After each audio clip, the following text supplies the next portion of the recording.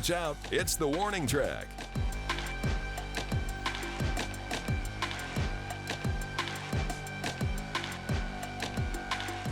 Welcome back to another episode of The Warning Track, episode 20. Crazy we've already been doing it this long. I'm your host, Clayton McMahon. Glad to be back for another episode right before the weekend.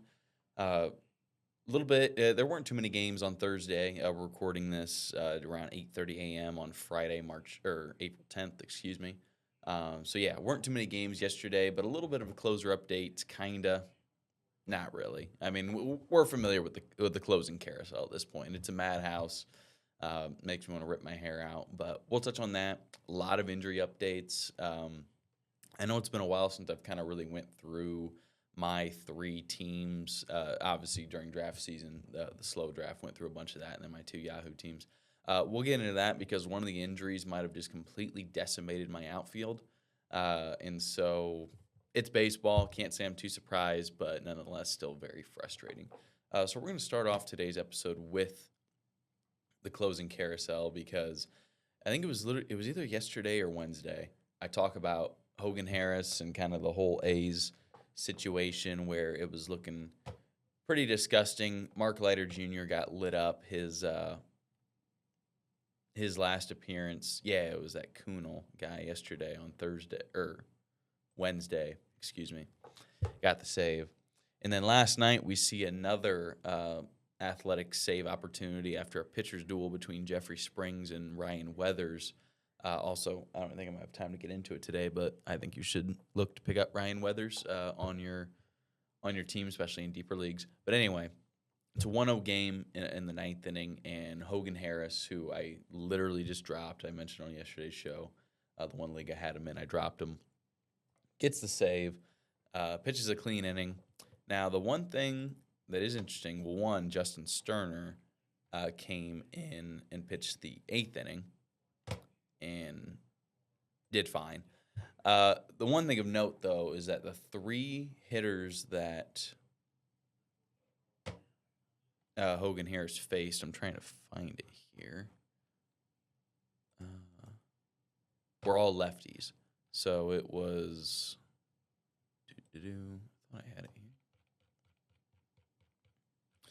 So it comes in bottom of the ninth. So it was Cody Bellinger, Jazz Chisholm, and Ben Rice. And like I said, pitched a perfect inning, clean inning. Got Cody Bellinger to pop out, fly out from Jazz Chisholm, and then struck out Ben Rice to end the game. So looked good. As I mentioned on yesterday's show, I mean, still is obviously dealing with a lot of walk issues so far this season. And Hogan and Harris himself is a left-handed pitcher, so the fact he was facing three lefties, it just seemed very matchup dependent. Because, I mean, literally just the day before, he came into the sixth inning. So all I have to say is that, and as you can see on your screen here, we're going to talk about Eric Orzi here after. I think the Athletics and the Twins are easily the two closing situations that are the most frustrating. And in my opinion, I guess also just hardest to gauge. At this point, I just have no idea. I mean, Justin Sterner, and I guess in terms of giving up runs, Hogan Harris has been fine. He has an ERA of 3 on the dot. Justin Sterner has a 1.29 ERA. So I think if you just absolutely, like if you're in a 15-teamer or a very deep 12-leaguer, need some saves, I still think these are probably the top two guys I want to roster. I just don't feel good about it at all, especially if Hogan Harris is going to keep on blowing up your whip with all these walks. But all I have to say, it's rough. And then, I guess kind of getting into Eric Orzi, a relief pitcher for the Twins. The Twins just decided to casually sweep the Tigers in a 4-game series this week. So great start for the Tigers. I think they're 4-9 now. Offense has been abysmal. Who would have thought? Well, I guess last year, especially in the first half of the year, the Tigers put up good offensive numbers. I just thought it was a fluke, and I still kind of think that. Anyway, this isn't a Tigers rant podcast or show. Eric Orzi got the save on Thursday, a 3-1 win over the Tigers, and that now makes 5 Twins relievers who are all tied with 1 save. Now, I think the one thing of note, I thought I had it here somewhere, but I believe that the last few guys who have gotten saves, like Justin Topa, Cole Sands, and then that Funderburk, who we talked about yesterday, have all pitched 3 of the last 4 games entering Thursday. So that's probably part of the reason. I guess I'm still surprised Taylor Rogers wouldn't have gotten the opportunity, but I don't know. Yeah, the Twins. Yeah. So yeah, Funderburk, Topin, Sands all pitched 3 of the previous 4 days. I'm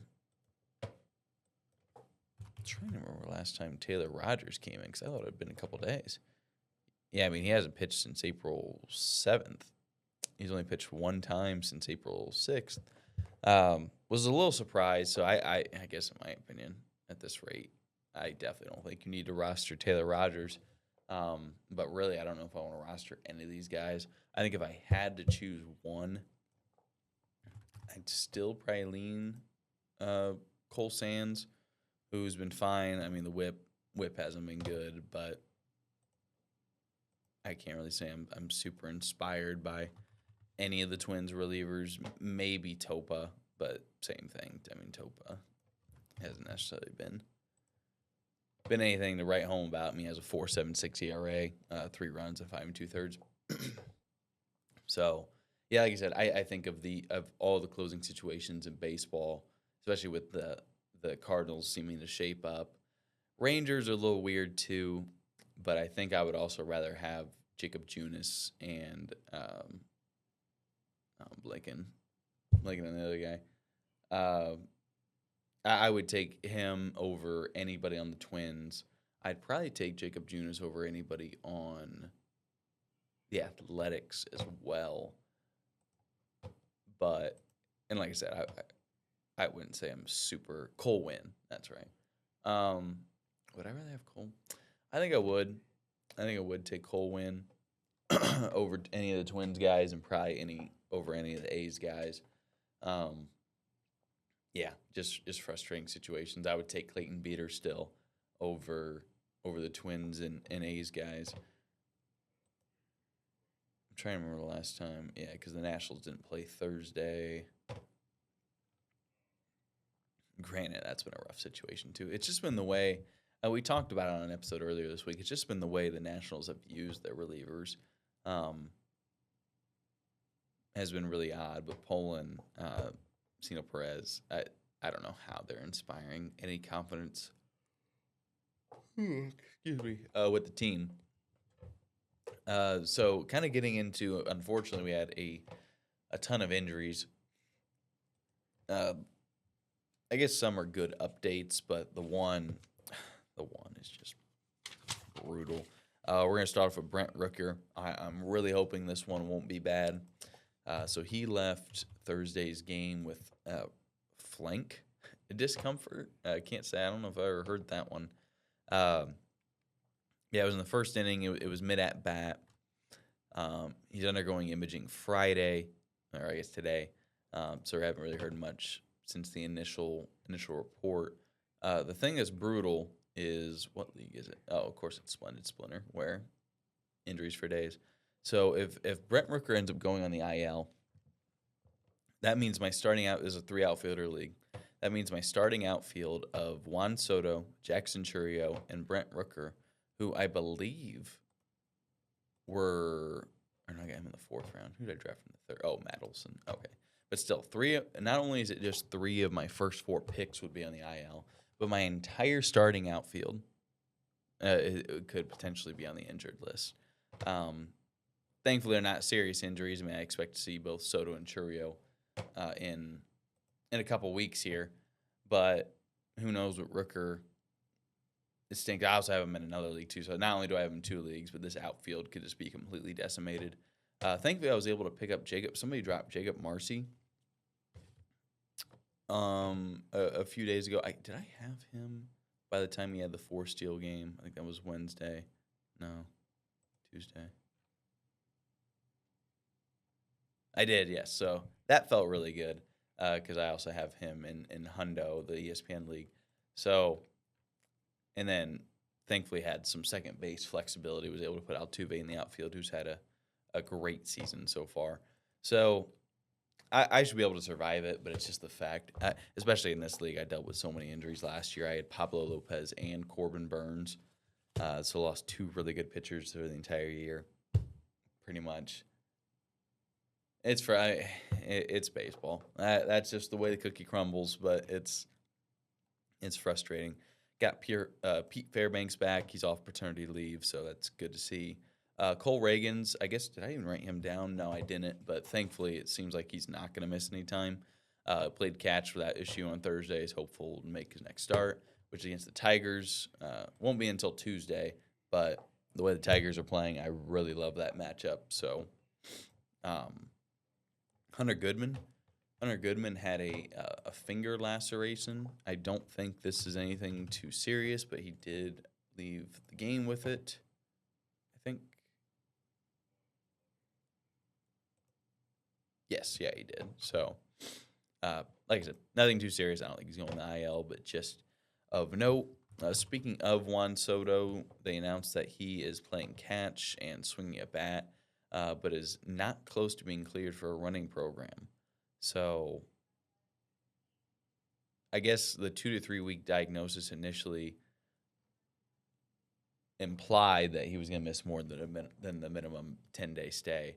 I guess with this, I imagine he'll go on a rehab assignment as well.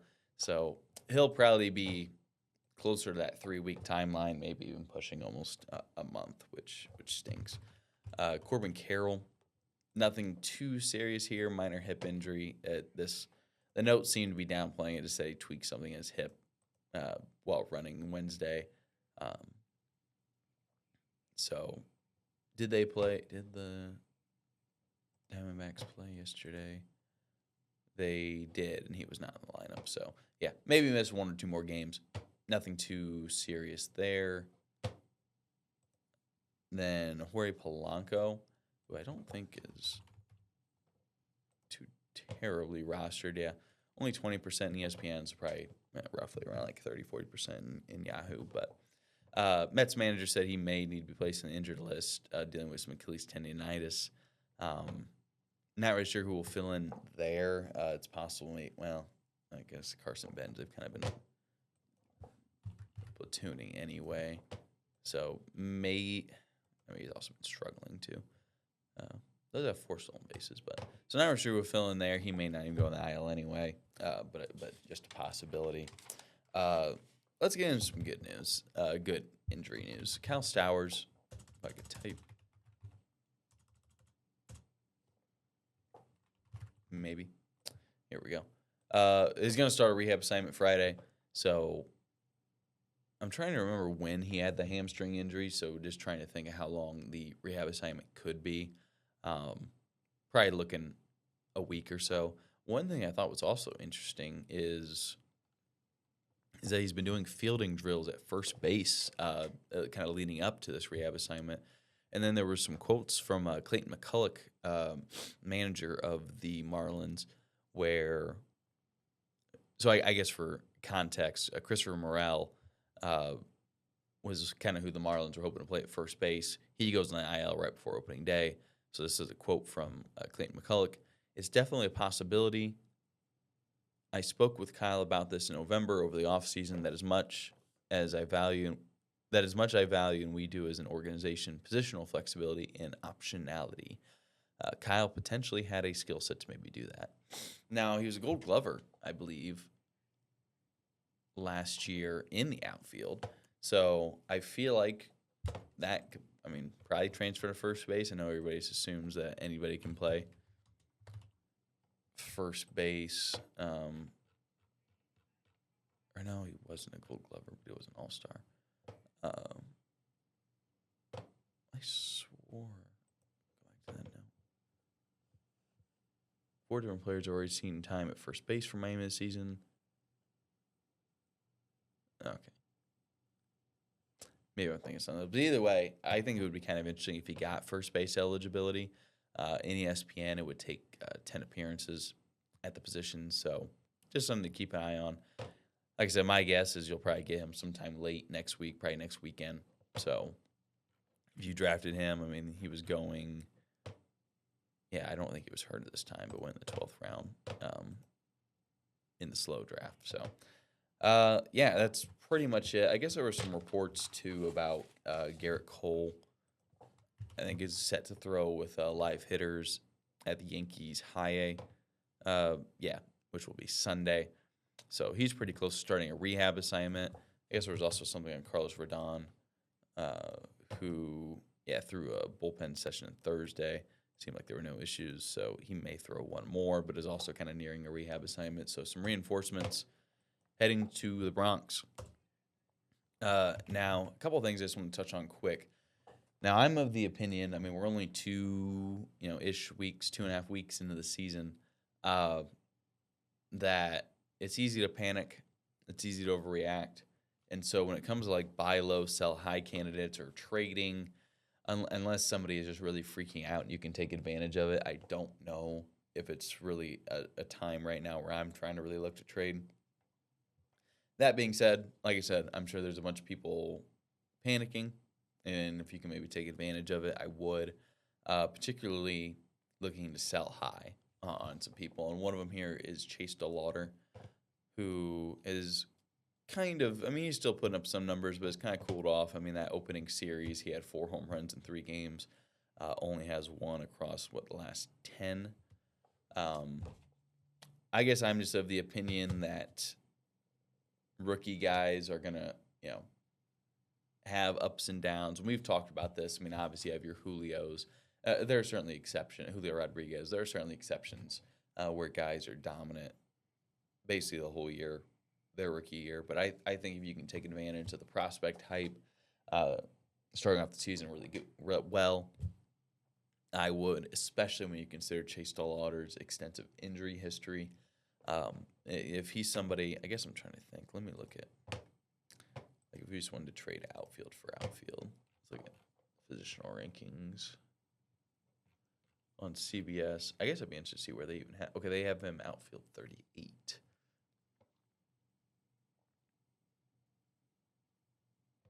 I mean, Luis Roberts been really good, so you're not getting him.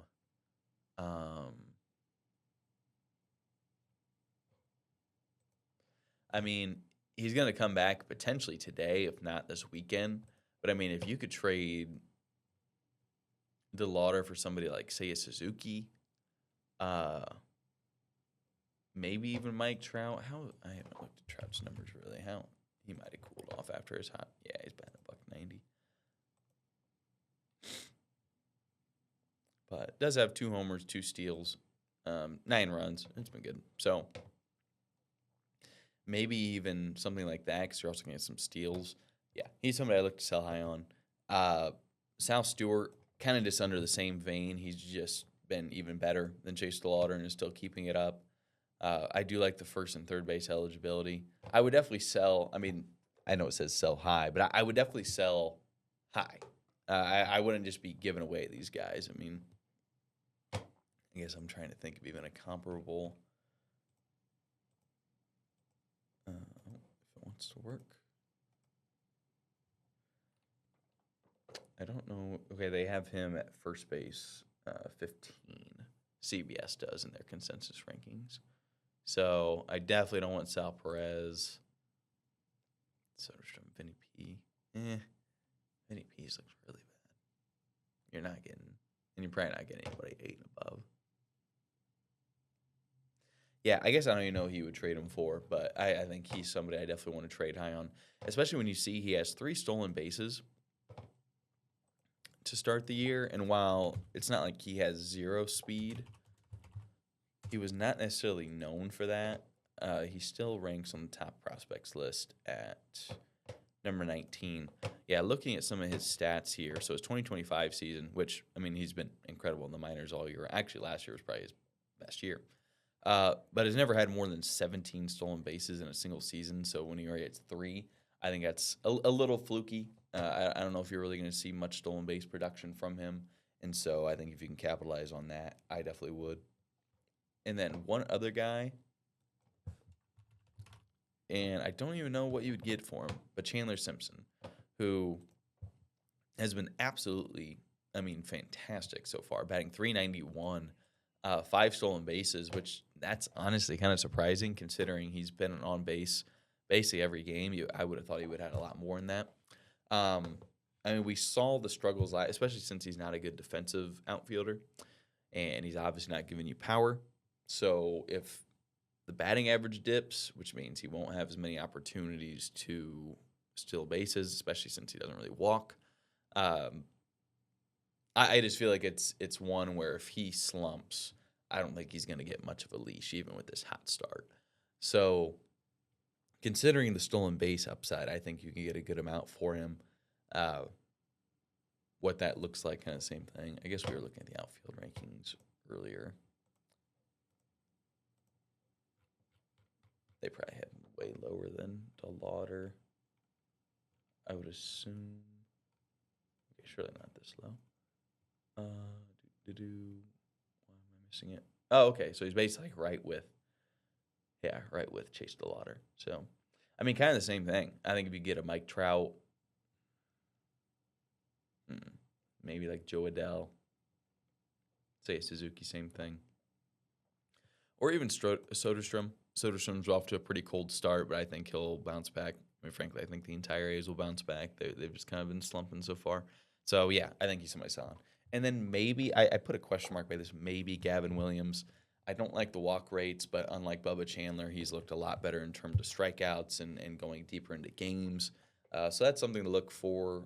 Obviously, he has huge strikeout upside, and so maybe you just hold on to him, or if you can get a king's ransom, I think he's somebody to potentially look as a sell-high candidate. But I'm not super tied to that. And then buy low candidates, like I said, this is tough because, I mean, the few guys I wrote down, like Julio Rodriguez, Ketel Marte, Wyatt Langford, very high picks, all within the first, 1 to 4 rounds.